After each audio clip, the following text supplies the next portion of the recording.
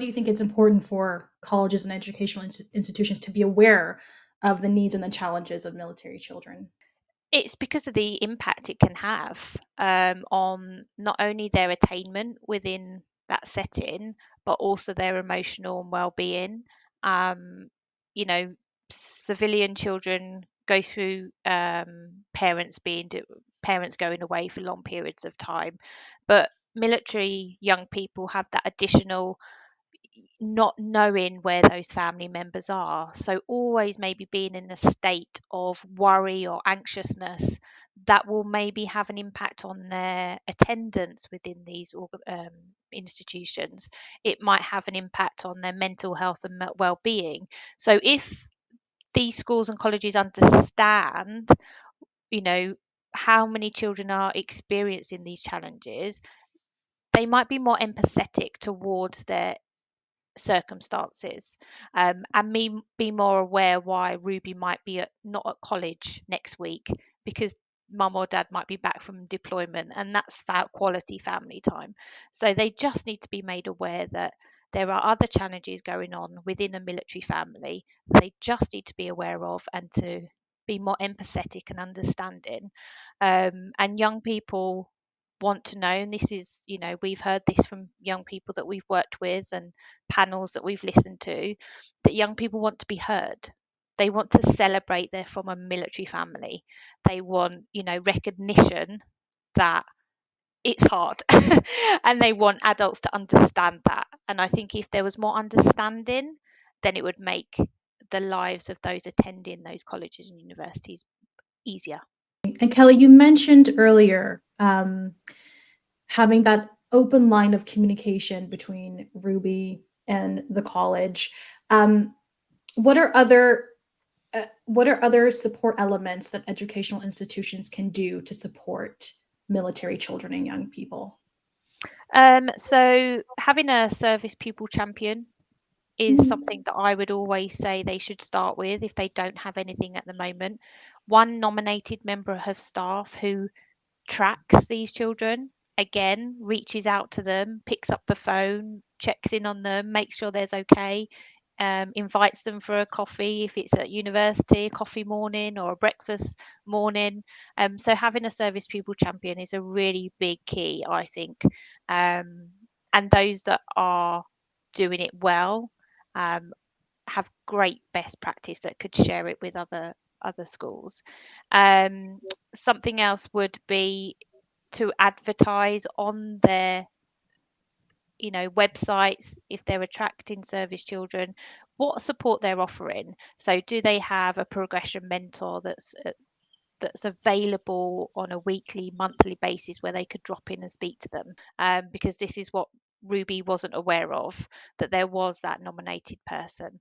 There are fantastic organisations like the Skip Alliance who have created toolkits. So for those colleges, those schools, sorry, that do not know where to start, it's a great way, that a resource that they could use to say evaluate their current offering, and then there's best practice on there that could show them how to improve that. Reaching out to organisations like ourselves and advertising the service that's available. Yeah, so there's quite a few different ways that they could support the children, but having, like I say, that nominated person within the setting that they know that they can go to. And Ruby, from your experience, how has your school accommodated to your needs? Think before Kelly helped reach out to the college, I didn't really receive any help. I think it's mainly because of the fact they were unaware and they didn't really understand how to deal with those people who are put in those situations because most of them have never been in that situation, so they wouldn't understand. Whereas I think now, after I've had someone at college reach out to me and be like, we're here if you need anything, it's a lot easier, even if I just need to talk and just kind of like let it all out. It's nice to have someone just to be able to share those experiences with. Kelly, just going back to your role within the Forces Employment Charity and the Families Program, as an advisor, how important do you believe it is to build trust and rapport with those that you advise, particularly in the context of military children and young people? It's vital, because children have to know the adult. They have to know, like, and trust who they're opening up to. And it just so happens, you know, I'm a military spouse, have been for 19 years. I've got young children who are younger than Ruby, but they're going to be in Ruby's position, you know, in years to come. Mm. And in regards to the young people, you need to be able to go into their environment. So asking, putting out registration forms. You know, a young person is not going to click on a link and register for a program that they don't know who they're going to be speaking to, and they don't know what the program is about. So that's why, as skills and education liaison, I've been going into these settings and talking to the teachers and saying, look, let's get in, let's do some workshops, or can I just meet with these service pupils, whether that's 2 service pupils or whether that's 30 service pupils, getting in front of them and talking to them openly, and like I said at the beginning, listening to their stories, and coming from a place of understanding.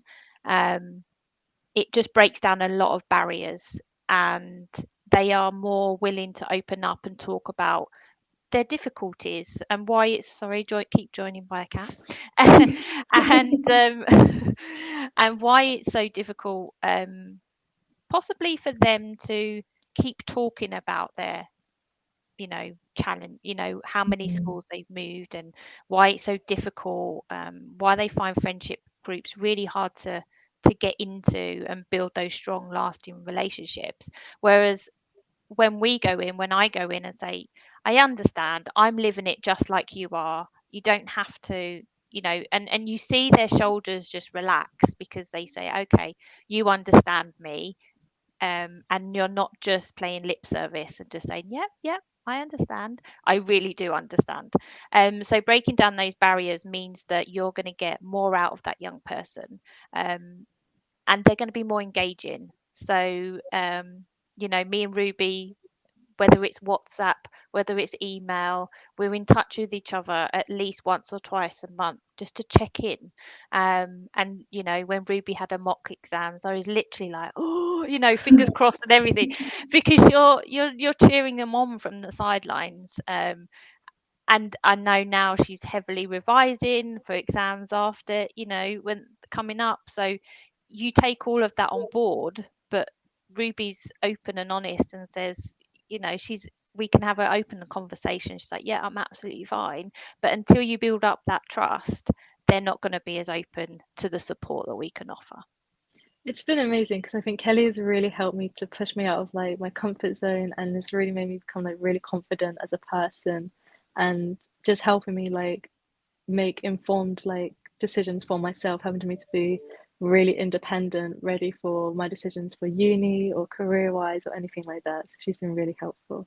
Kelly, what practical tips would you offer to military children, young people who are navigating the education system amidst the challenges of, for example, frequent relocations could be a big challenge? Firstly, talk openly. You know, communication is key, and that is within the family.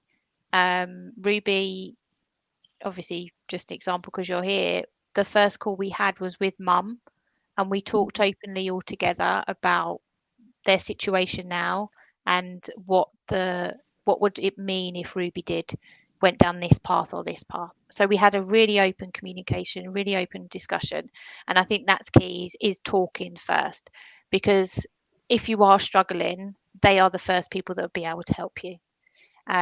So that is key. Secondly, is pushing yourself out of your comfort zone, like Ruby said. You know, she didn't have to register for the program, but with her mum and dad and finding out about what the program has to offer, you know, meeting a new adult, you know, that's a big deal for a young person. So push yourself out of your comfort zone and take support. It's, you know, all of this support that's out there is free, and it's only by talking to experts within the field that you'll be able to feel more confident to make informed choices. If you are at school or college, again, reach out, investigate. Is there a careers leader? Yes, there definitely should be, because it's part of, the careers framework. Reach out and find one where they are, who it is, how often you could meet with them, and talk to them openly about what you want to do next. So, do you know you're going to be moving, or in a couple of years time, what does that mean for me if I was, like Ruby said, take a college course here? Is it, does it limit me in my next steps? So will it limit me on the choice of university that I go to? Or do they have relationships with organizations that I could get some internship work or some summer work? I think it's really key that you be proactive, because Mm. you could just sit in your little bubble and expect things to come to you. So expect someone to give you a CV, expect someone to put a UCAS application form in front of you, work experience. You can't sit there and expect things to come. You've got to be really proactive and seek out those opportunities. And don't be afraid to try and to fail.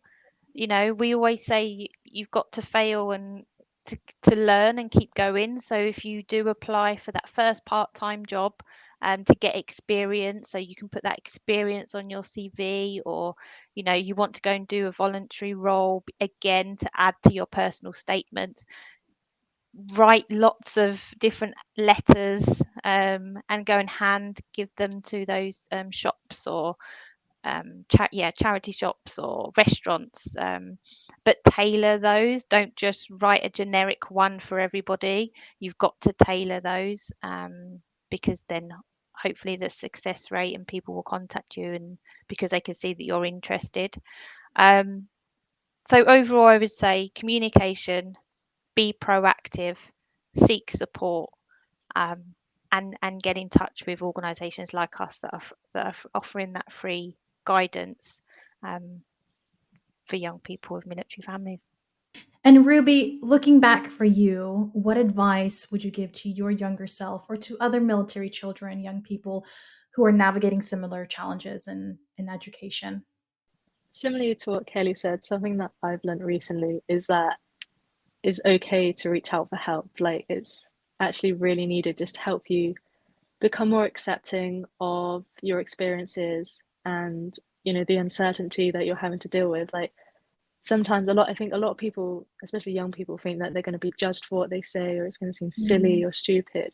But the thing is to understand, it's like nobody's going to judge you for that. And so it's okay to reach out for help and understand what you're going through. exactly. It's that initial step of just asking for help, Yeah. and then everything just kind of falls into place and becomes easier.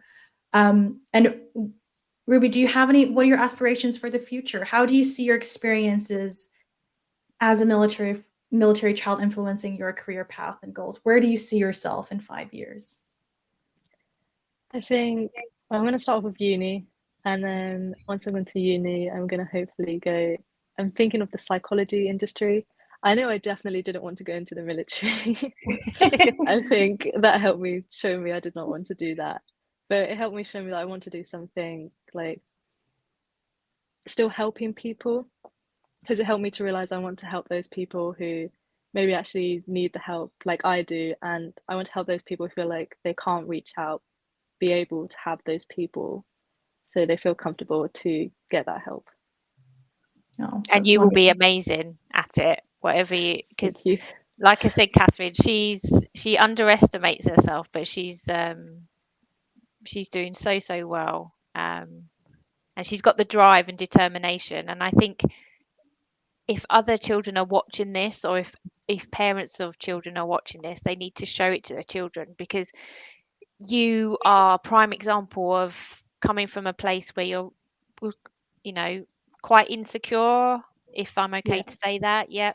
And the friends around you, the circle was quite small, so you took a massive step to kind of open yourself up as okay, like you just said, you don't need to judge someone. You're not, it's okay to say I need help and I need some support. And I hope that, and I know that you will inspire others to follow your footsteps. And like you say, I think you've chosen the perfect career path for you, because you are that kind of person where you just want to give back and help others because you've been helped so much. So no, I'll be rooting for you always. We all Thank are, you. Ruby. Absolutely. Absolutely. And you said you had your exams coming up. Did I hear that correctly, or Yeah, am I doing? Oh, you do. Okay. Well, wishing you all the best with that, Ruby. thank you. And like Kelly said, we're all rooting for you. I would like to thank you both for joining us today and sharing your unique experience and challenges faced by military children and young people, especially in education and career planning. As we look to the future, it's imperative to continue advancing and improving support systems for military children and young people, ensuring they have access to the resources and opportunities needed to thrive academically and professionally. To all the military children listening, remember that your experiences and challenges shape your resilience and strength. Seek out support, leverage those resources like the Families Program, and never underestimate the power of your own determination. Whether you are a service leaver, reservist, veteran, or part of a military family, if you are feeling discouraged or seeking assistance in your employment journey, reach out to the Forces Employment Charity today. We're here to guide you, connect you with opportunities, and offer free support. Stay connected with the Forces Employment Charity, the podcast, for more captivating conversations with remarkable individuals such as Ruby within the Armed Forces community. Thank you for tuning in, and we'll see you soon.